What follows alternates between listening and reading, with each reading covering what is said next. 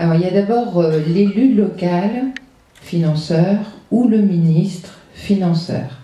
Et là, au niveau de la culture, il y avait Jean Vilar qui disait entre politique et artiste, c'est vraiment le mariage cruel. Et bien, entre chercheur et politique, il y a un drôle d'alchimie, quoi. C'est moi, je connais un ministre, moi, je connais le président de région, mon labo va être soutenu, etc. Ou inversement, le politique très fier de dire qu'il connaît un tel qui mène le laboratoire machin sur les nanos et tout ça.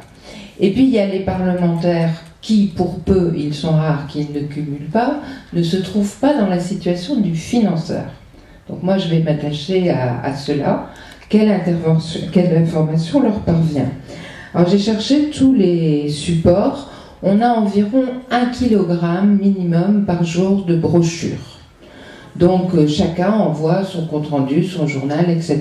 Donc le journal du CNRS, le journal du BRGM, le journal du CEA, etc.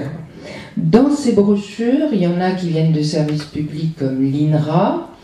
Et là déjà, on va voir des choses intéressantes. C'est la date à laquelle on va donner une information.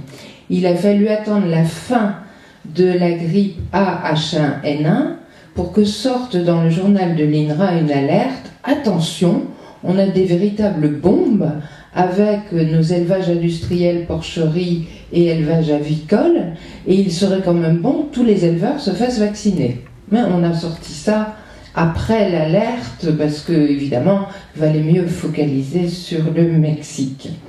Ensuite, on a les plaquettes des lobbies. Et comme je fais partie de l'office, comme vous l'avez dit, je suis invitée au compte-rendu de tous les instituts de recherche, et on est invité chez Areva. Et comme par ma vie privée, par alliance, ma belle-fille est touareg, je vais souvent à Arlit. Et donc, quand le directeur des mines d'Areva dépeignait le lieu idyllique de l'exploitation de l'uranium chez les Touaregs, je me suis permis devant mes collègues de contester la situation réelle des Touaregs. Et immédiatement, le député Bataille, très ami du nucléaire, m'a dit « Mais écoute, je connais très bien le directeur là que tu as un peu allumé. Il n'y a pas de problème, on s'organise un voyage ensemble au Niger, tu verras, c'est vachement bien, puis on peut prendre des vacances à côté, etc. » Et puis, il y a nos assistants. Il faut savoir que le site Bakchiche et puis Fakir aussi ont révélé qu'un nombre significatif d'assistants travaillaient à temps partiel et étaient par ailleurs rémunérés pour leur complément d'emploi du temps, qui par la FNSEA, qui par Air France, qui par Areva, etc. Ça vous fait des assistants qui vous donnent vraiment des bons conseils, ça, hein. Ils vous font même les amendements tout prêts. Ensuite, il y a les médias. Quand vous avez le 20h à la télé qui vous balance qu'on a fabriqué un clone et que c'est une secte qui a réussi et qui ne dément pas dans les jours qui suivent, ça pose un vrai problème, quoi, de qualité de l'information. C'est très intéressant aussi parce que simultanément, mes copains sénateurs, ils me disent « Tu vois, hein, c'est une secte qui a réussi. Si vous nous emmerdiez pas avec vos règles sur la bioéthique et sur les reproductions des cellules d'embryon, il y a longtemps qu'on y serait arrivé nous-mêmes. » Bah ouais, c'est vrai. Ensuite, il y a l'offre vers laquelle on peut se tourner ou pas. Par exemple, Benjamin Dessus, qui a évoqué tout à l'heure les 3 scénarios du nucléaire, a écrit au Parlement en disant « Je vais faire avec mes collègues une présentation de ces 3 scénarios, toute personne intéressée peut venir. » Bon, dans la salle, je crois qu'il y avait 30 personnes, quoi, et il y avait peu d'élus. Mais ça ne les empêche pas de parler de tout ça. L'autre lieu, c'est les commissions. Il y a 2 commissions qui sont en rivalité sur la recherche, la mienne, commission culture, éducation, recherche, médias, et l'autre, la commission des affaires économiques. Et ça tire évidemment entre la production de savoir et la production de produits brevetables.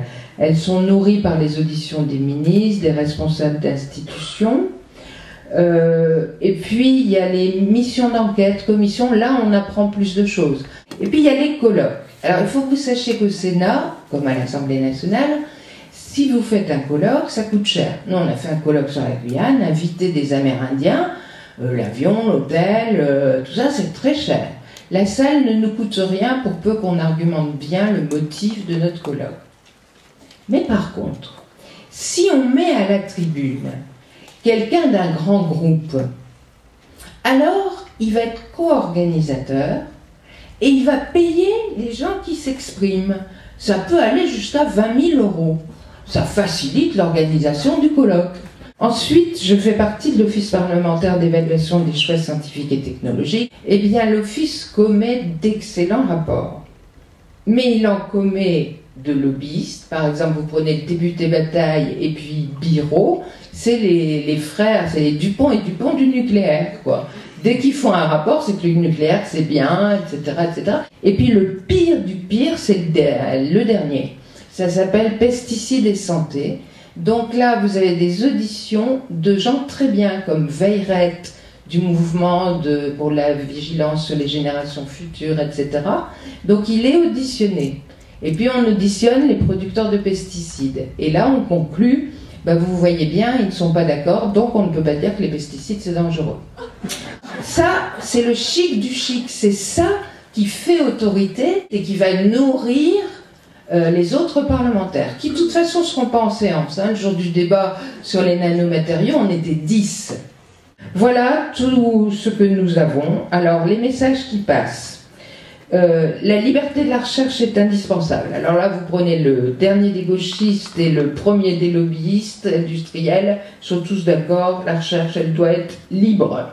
Ils oublient de nous dire que les modes de financement de la recherche avec le crédit d'impôt recherche, l'ANR, le financement au projet, les conduit tout droit dans la main du brevetable, du rentable, et qu'il y a beaucoup plus de sous pour les OGM et les nanomatériaux que pour la médiation chez les aborigènes. Mais bon, ils veulent être libres. Deuxième message, il y a vraiment une grande bêtise à distinguer la recherche fondamentale et la recherche appliquée. J'entends bien qu'il est intéressant d'étudier le continuum, et d'ailleurs de lever la question qui a été levée tout à l'heure, celle de la recherche finalisée, de la demande citoyenne de recherche, qui a peut-être plus envie qu'on cherche les causes du cancer plutôt que des médicaments pour une ultime thérapie. Mais bon, ça c'est le message qui nous parvient. Troisième message, la France a une place lamentable. Une fois qu'on a culpabilisé tous les élus là-dessus et qu'on leur a dit des mensonges sur la recherche aux USA, ils sont tout à fait prêts à favoriser la compétitivité, l'évaluation, la mise en concurrence, et les ministères n'appliquent pas ce qui est voté. Par exemple, l'évaluation des chercheurs doit désormais tenir compte du temps qu'ils passent pour partager la culture scientifique. Si vous trouvez beaucoup de labos qui exercent ça, vous me prévenez, parce que ça a été voté, mais ce n'est pas appliqué.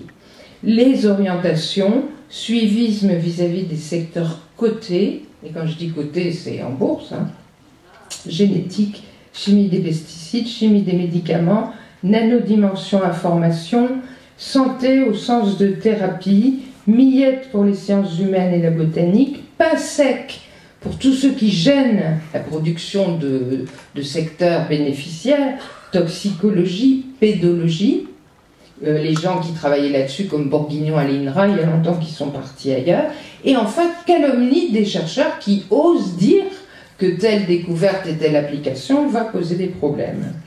Voilà, je vous ai dit les vecteurs, je vous ai dit les messages qui passent, et évidemment, nous n'entendons pas que tout ce qui crée de l'emploi n'est pas bon à prendre, nous n'entendons pas que ce n'est pas parce qu'on peut le faire qu'on doit le faire.